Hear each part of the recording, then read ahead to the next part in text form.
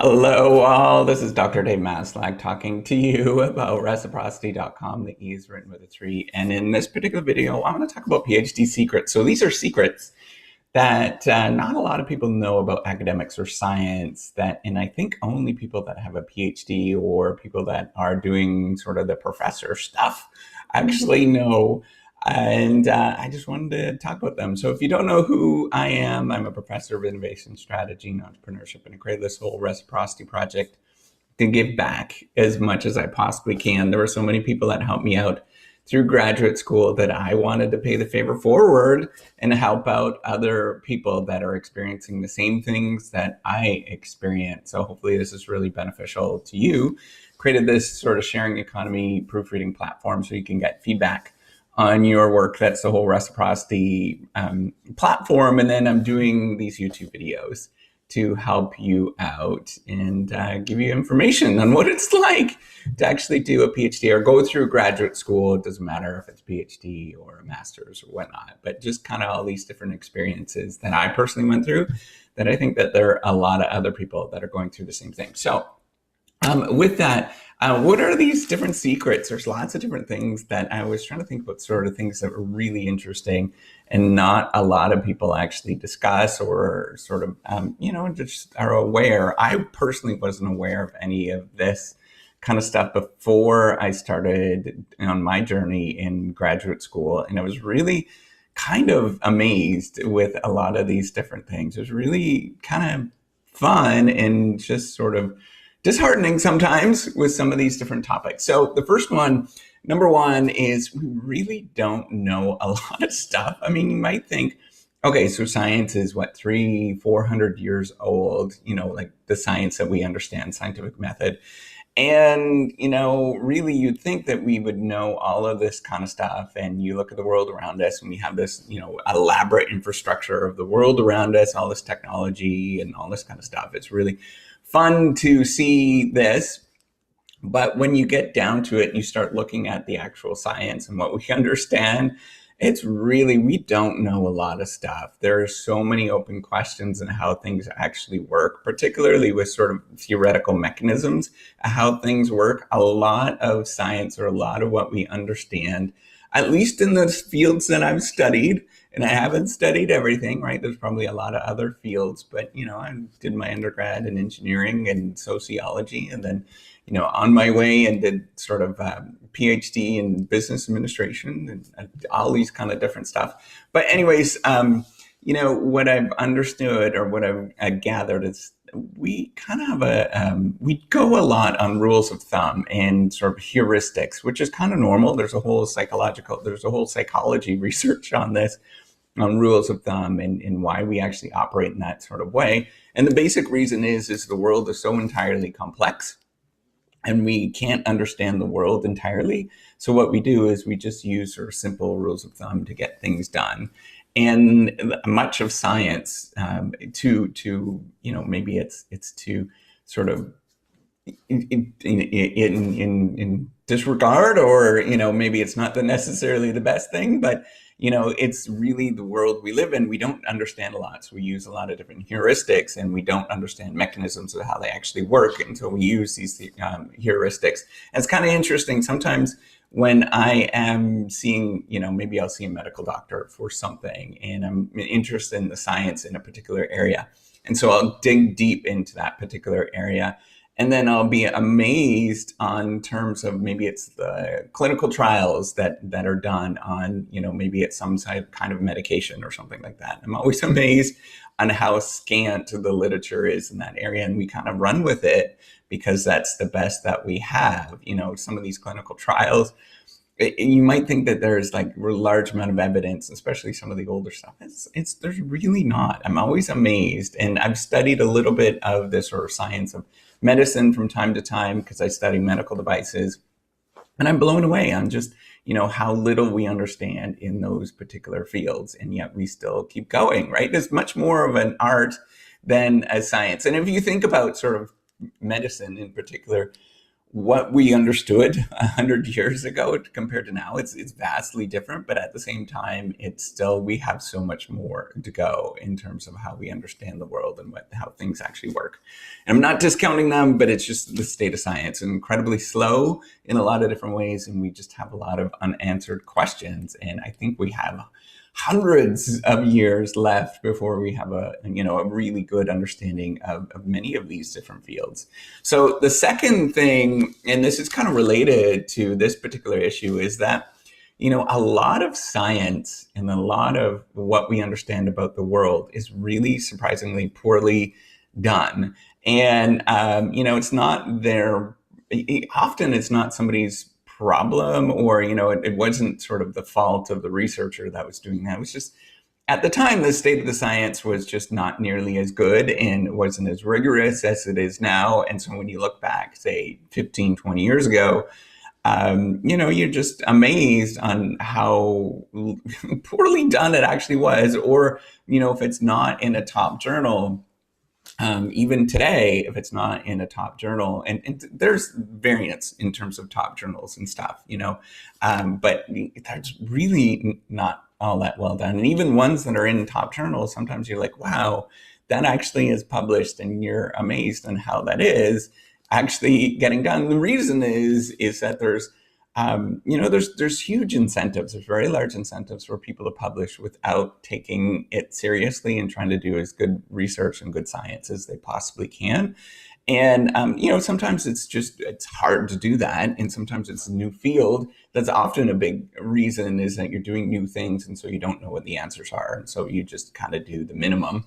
But there are incentives to actually publish as much as you can without actually doing a good job of that. And some people do that, right? That they respond to those incentives, and until you actually start digging deep, and you're like, I don't know if I actually do that. And that's where there's room for more scientific study and digging down into particular things. So even if we understand a particular field and we're like, oh yeah, that's hard science, we know that's done.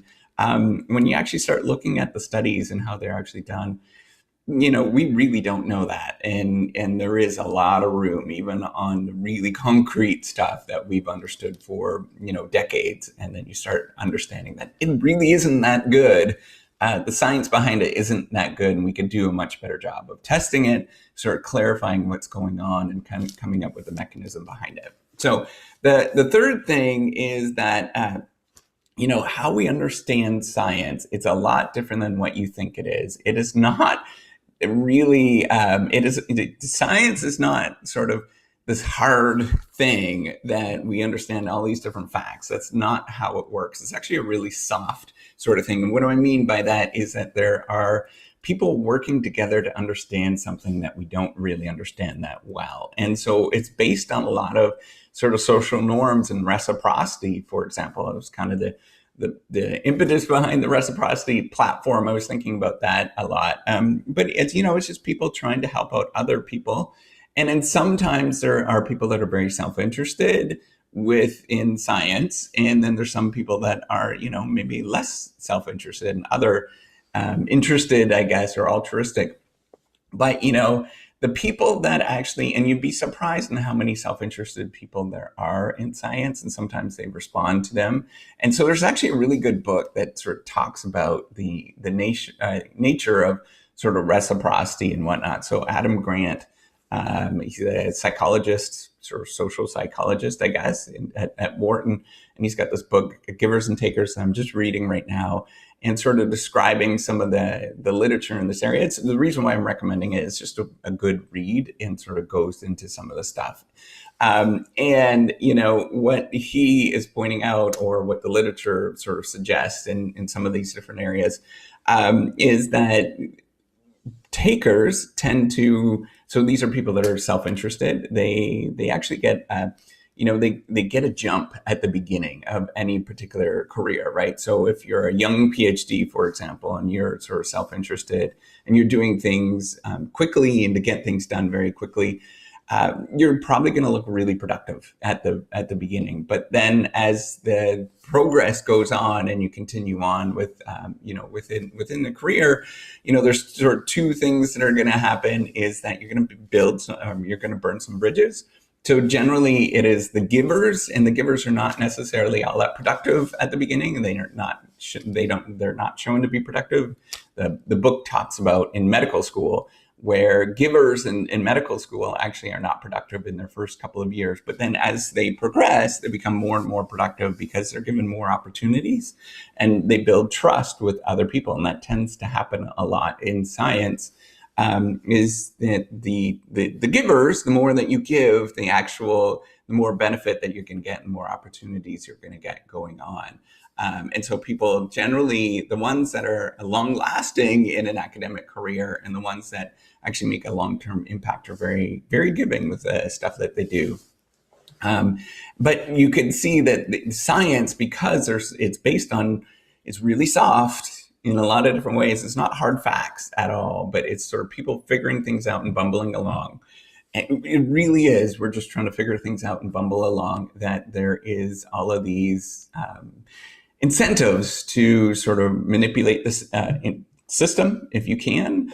And some people respond to that and some people don't respond to that. So it's just based on, sort of your background and experience and your philosophy of the world and how to actually get science done. And you do see that a fair bit in terms of a lot of different academic disciplines, and people will talk about that. Just trying to be a little bit more open with it. So the fourth thing that I think in a lot of PhD students, and I didn't understand this for a long time, and I'm still kind of getting it, is you will never be at the state of the art. Science is constantly evolving, and you always think that you understand the whole world at one point once you do a bunch of reading. And then you realize, oh gosh, I don't understand that much and I have to do a lot more reading. It's continuously evolving.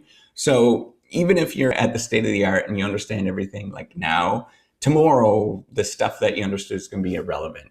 It's not necessarily up to date, and you're always going to have to do more stuff. And there's always more around the corner. There's always somebody that's really bright that comes up with something that is really interesting that you probably should read. And there's more and more to read. And it's just this evolving process that you're continuously keeping on top of things. And it's really fun because you're continuously learning, but at the same time, it also creates a lot of stress on you because you're like, I'm always behind. I don't understand what's going on.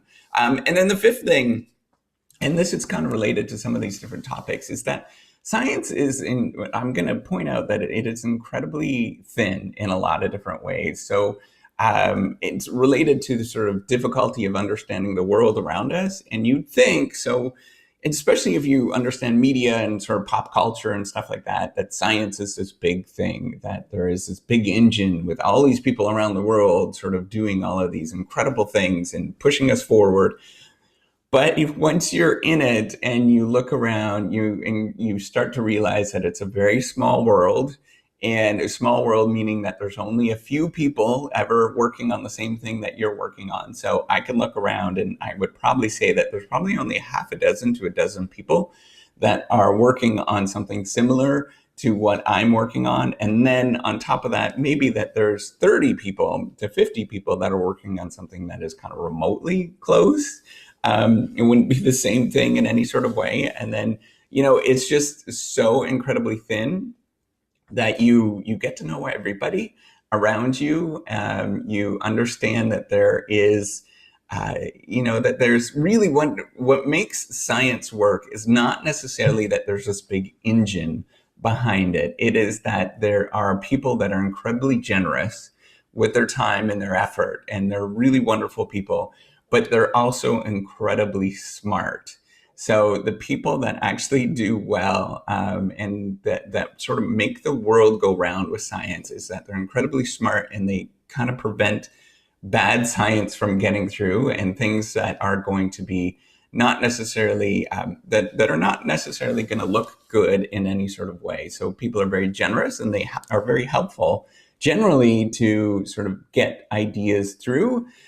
but at the same time, making sure that ideas always are improving and that they are gates in the system, right? That these very smart people, they are making sure that science is always continuously improving. So they ask a lot of questions that are really tough that you probably can't answer. And at the same time that there's only a few people that are actually doing this and sort of making the engine work around the world, which is really cool and fun.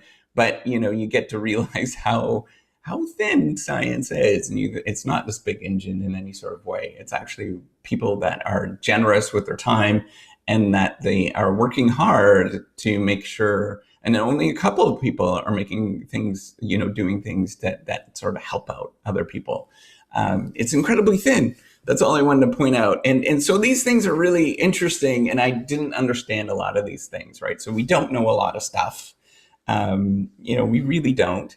A lot of science is actually poorly done, for various different reasons. Science is really based on like social norms and helping other people out. And some people respond and sort of exploit those norms. And some people actually do really wonderful things and that they are helping other people out. And then it is also, science is always changing, and you can't keep on top of things. You're never state of the art. You're always old. And then finally, that the science as a whole and sort of academic community as a whole is very thin. It's a small world. There's only a few people that are actually making things go round. And, it's really wonderful to see this and wonderful to understand this. But at the same time, it's remarkable when you don't know this at the beginning and you start to realize, oh my God, I'm like, there's not that many people out here doing this kind of stuff, and we don't know that much. So hopefully you like this video. Some of the stuff that I was just blown away and I misunderstood. So, but hopefully this is going to help you out and get you an edge going forward. If you like it, give me a thumbs up and do subscribe to the YouTube channel. I do appreciate it. It's wonderful to see so many people that are actually watching these videos. So cool. Thank you. Especially people all around the world. And by the way, I'd be curious to find out if you want to leave a comment to let me know where you're from. It's really cool to see that, especially when I start seeing people from Iran, for example. It's amazing. Anyways, take care. Have a wonderful day. Bye.